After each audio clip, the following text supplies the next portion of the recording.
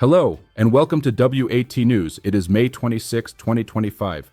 Your daily AI-powered roundup of today's most relevant headlines. Faster, smarter, and always on point. In cybersecurity news, a far-reaching fraud operation tied to multiple Pakistani firms, Abtach, Digitonics Labs, and the notorious diploma mill Act, is again under scrutiny for orchestrating a wide array of cyber-enabled scams targeting U.S. consumers. According to reporting by Krebs on Security, many employees from the shuttered Act operation, which once sold fake degrees to over 200,000 people globally, resurfaced at Abtach and Digitonics Labs.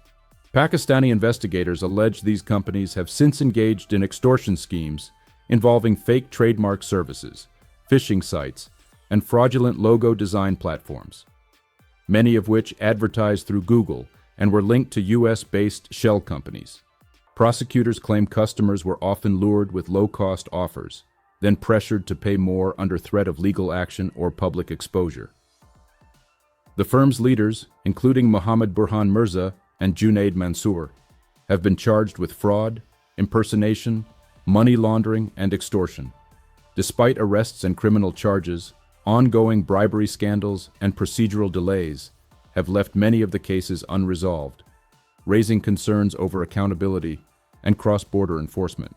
U.S. authorities have also noted that export-related sites tied to these entities hosted listings for fentanyl citrate, further complicating the investigation. In a first-of-its-kind legal outcome, 22-year-old Connor Brian Fitzpatrick, known online as Pom Pom Purin and former administrator of the cybercrime forum Breach Forums, has agreed to forfeit nearly $700,000 in a civil settlement tied to the unauthorized sale of healthcare data. The data, stolen from Nonstop Health and leaked on Breach Forums in January 2023, included social security numbers, birth dates, and other sensitive information. Nonstop Health, after settling a class action lawsuit for $1.5 million, named Fitzpatrick as a third-party defendant, marking a rare instance where a known threat actor was directly implicated in a civil case. Legal experts say this case sets a precedent for holding cybercriminals financially accountable through the civil system, even as criminal proceedings unfold. Fitzpatrick had previously pleaded guilty to access device fraud and possession of over 600 images of child sexual abuse material, CSAM, for which he was sentenced to time served and supervised release, though that sentence was later vacated due to violations. He now awaits resentencing on June 3, 2025. This development signals growing efforts to dismantle the infrastructure supporting cybercrime while offering restitution routes for victims. U.S. federal authorities, in partnership with Europol and the Australian Federal Police, have successfully dismantled the DanaBot malware network as part of a broader international operation. DanaBot, a sophisticated banking Trojan active since 2018, was responsible for infecting more than 300,000 computers globally, enabling the theft of banking credentials, personal data, and even supporting ransomware and espionage activities. The U.S. Department of Justice unsealed charges against 16 individuals allegedly involved in DanaBot's development and deployment, including key suspects based in Russia. Among them are Alexander Stepanov and Artem Kalinkin, who now face a range of serious cybercrime charges. Authorities also seized DanaBot's global command and control infrastructure, which included dozens of servers operating in the US and abroad. The malware operated under a malware-as-a-service (MaaS) model and had evolved to include espionage capabilities targeting military and government entities. This takedown is considered a major success in cross-border cybercrime enforcement and highlights the effectiveness of international collaboration between public agencies and private cybersecurity firms. In technology news, Google has unveiled Veo 3, its latest AI video generation model, during the I/O 2025 conference. Developed by DeepMind, Veo 3 creates high-resolution videos from text and image prompts and now features synchronized audio, adding dialogue, sound effects, and ambient sounds for a more immersive result. As a demonstration, Google reimagined the viral Will Smith eating spaghetti video. The new version shows a far more realistic avatar, with matching sound design. Though some viewers noted the spaghetti sounded overly crunchy. Veo 3 is currently available to Gemini Ultra subscribers in the US, with broader access expected soon. The tool is also integrated into Google's new creative suite, Flow, designed to help filmmakers produce cinematic content with AI. While Veo 3 marks a major leap in generative media, it also renews debate over the ethics of hyper-realistic synthetic content. Wildlife Studios, the Brazilian mobile game developer behind Tennis Clash, has signed tennis star Naomi Osaka alongside other celebrity athletes to expand the game's roster. This strategic move follows a previous collaboration with Rafael Nadal and aims to deepen user engagement by bringing recognizable figures into the virtual court.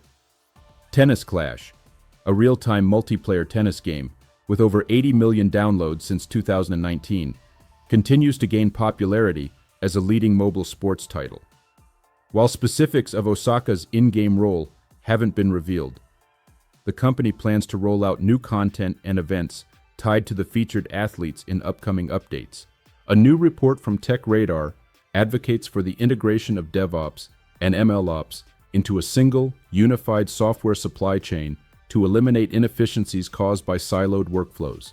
The article outlines how traditional DevOps pipelines focus on software engineering, while MLOps requires unique processes like model training, data versioning, and experimentation, leading to duplicated tools and fragmented development cycles. These separations create redundancies, increase overhead, and hinder collaboration between data scientists, software engineers, and operations teams.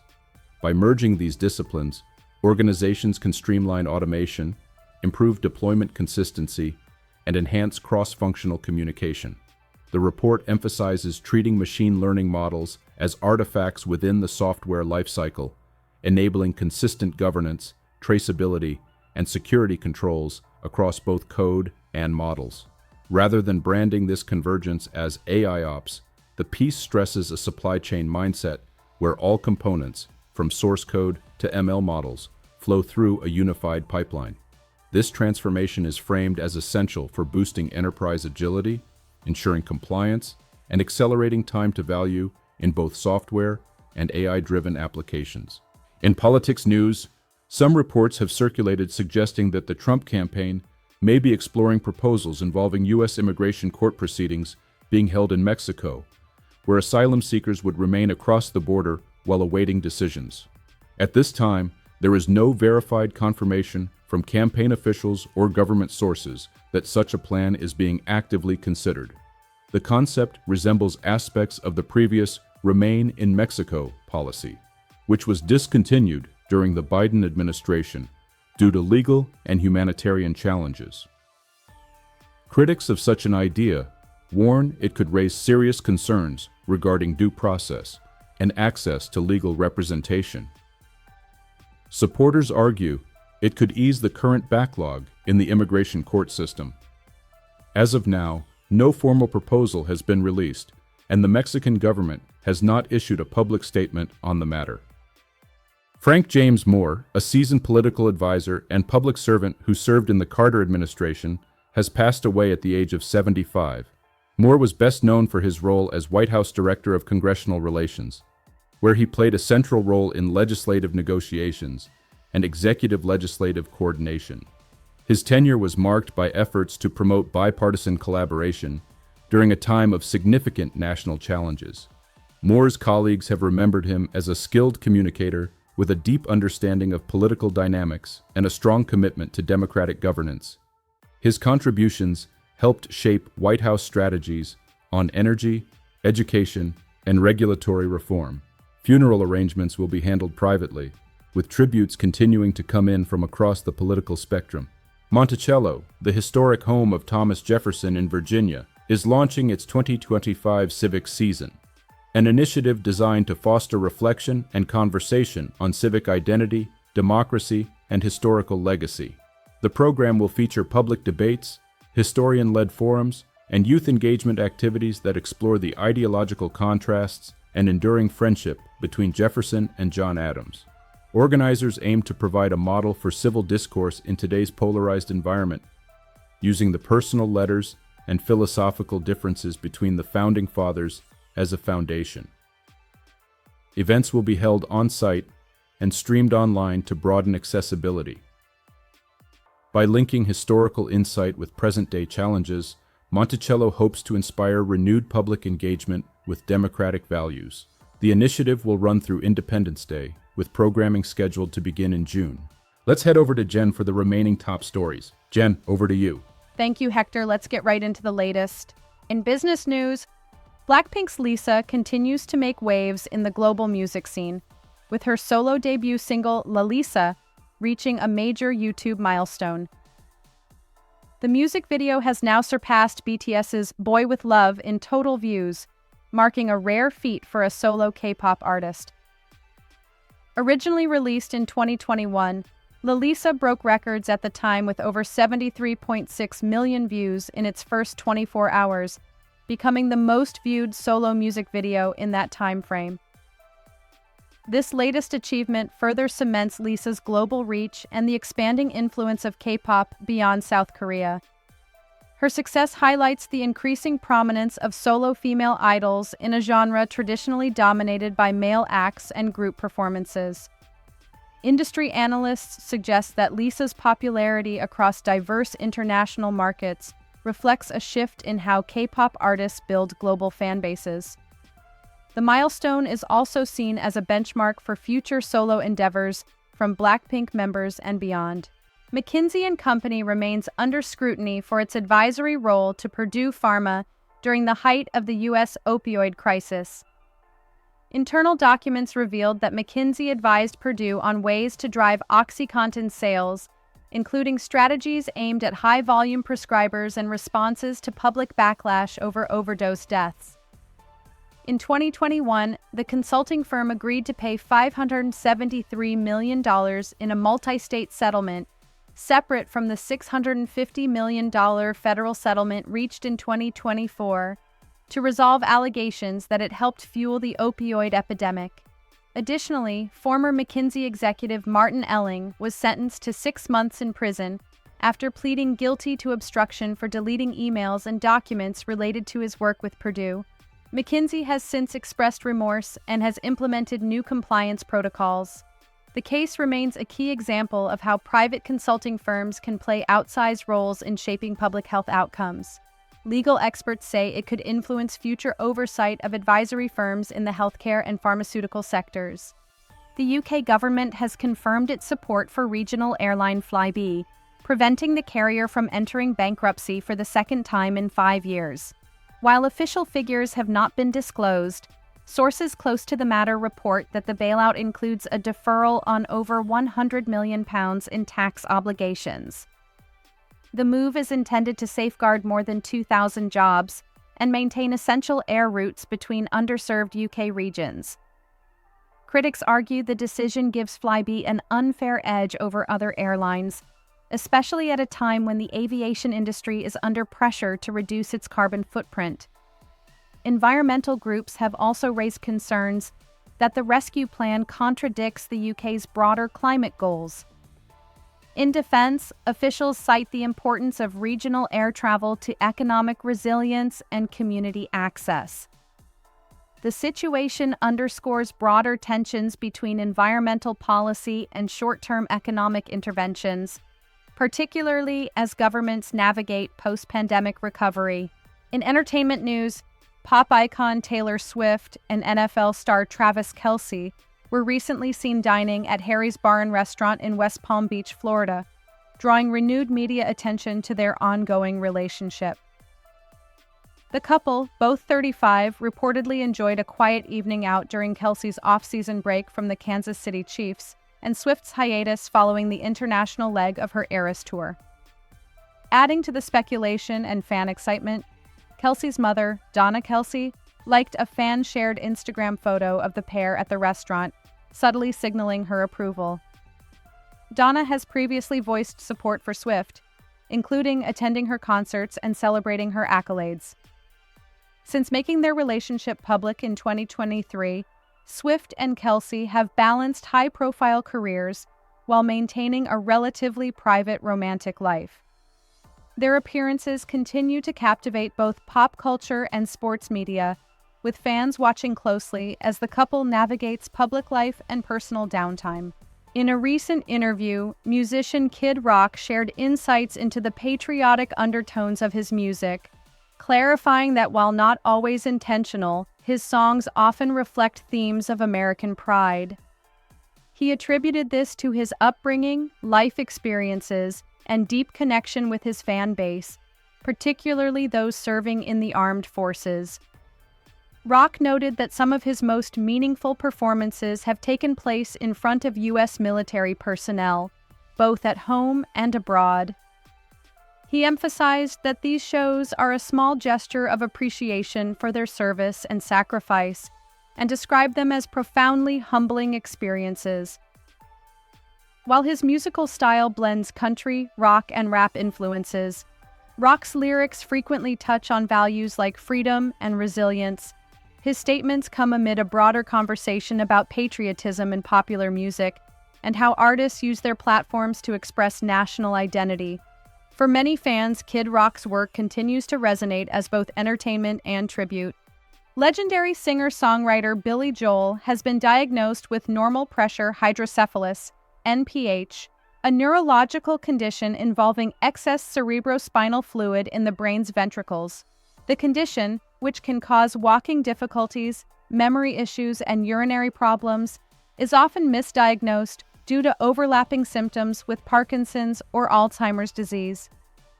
As a result, Joel has postponed all upcoming concert appearances to begin treatment and physical therapy. His wife, Alexis Roderick Joel, issued a heartfelt message thanking fans for their overwhelming support and the swift response of Joel's medical team. The Joel family, including his daughter, Alexa Ray Joel, and former spouse Christy Brinkley, has expressed optimism about his recovery. Fans around the world have shared messages of encouragement, underscoring Joel's enduring impact on music. While no timeline for his return has been announced, the family has assured the public that his focus remains on health, healing, and spending time with loved ones. In world news, Tiff Macklem, Governor of the Bank of Canada, recently addressed the country's increasing economic vulnerabilities in the face of persistent global instability. In an interview, Macklem stressed that Canada's over-reliance on the United States, accounting for more than 70% of its export trade, poses a significant risk amid shifting geopolitical and economic trends. He advocated for urgent efforts to diversify trade by strengthening ties with emerging markets in Asia, Latin America, and Europe. The remarks come as Canada grapples with sluggish GDP growth, rising inflation, and elevated housing costs, which are straining household budgets and investor confidence. Macklem also warned of the broader risks posed by global fragmentation, particularly to critical supply chains.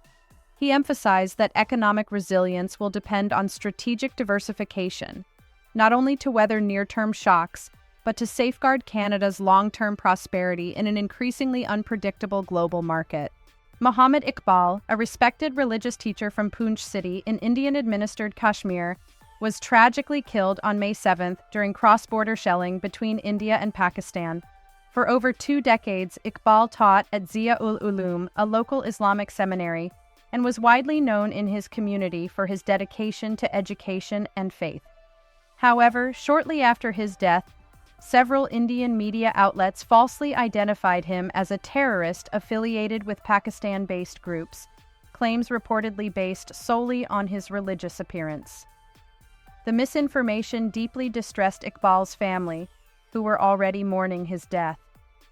On May 8th, the Poonch police issued a public statement refuting the rumors, affirming that Iqbal was an innocent victim of shelling and had no ties to terrorism. They also warned of legal consequences for those spreading false claims.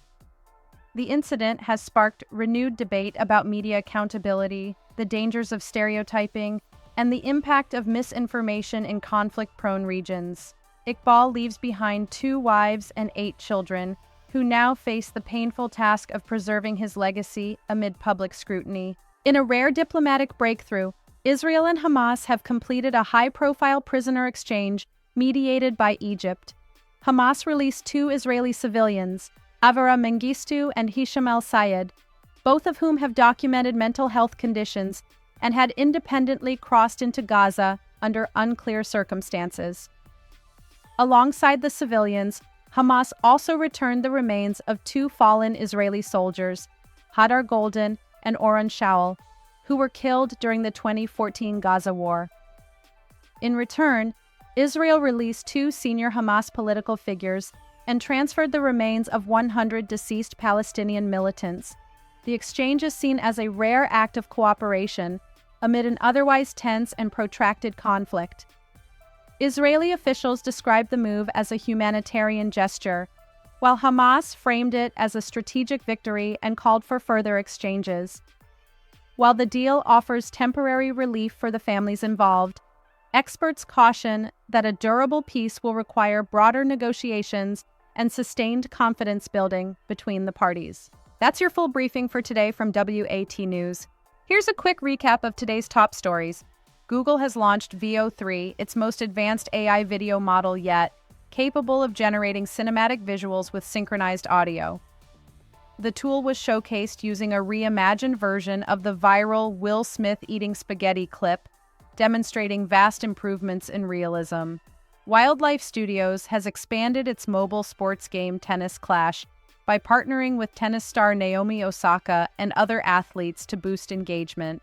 Meanwhile, a new Tech Radar report advocates for integrating DevOps and MLOps into a unified software supply chain, highlighting efficiency gains and enhanced collaboration in AI-powered development pipelines.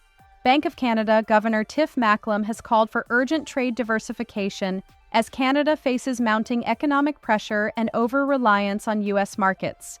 In the Middle East, Hamas and Israel carried out a high-stakes prisoner exchange, releasing 2 Israeli civilians and the remains of 2 soldiers in exchange for senior Hamas officials and deceased militants.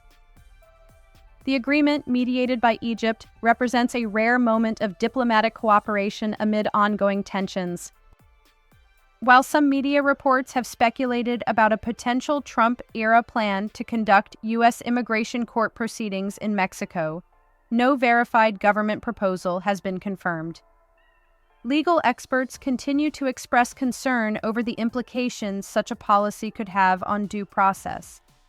Monticello has announced a new civic initiative using the historic friendship between Thomas Jefferson and John Adams as a model to promote respectful political dialogue in today's polarized environment. If you found this briefing helpful, be sure to like, subscribe, and tap the bell so you never miss a headline. Until next time, stay sharp, stay safe, and stay curious.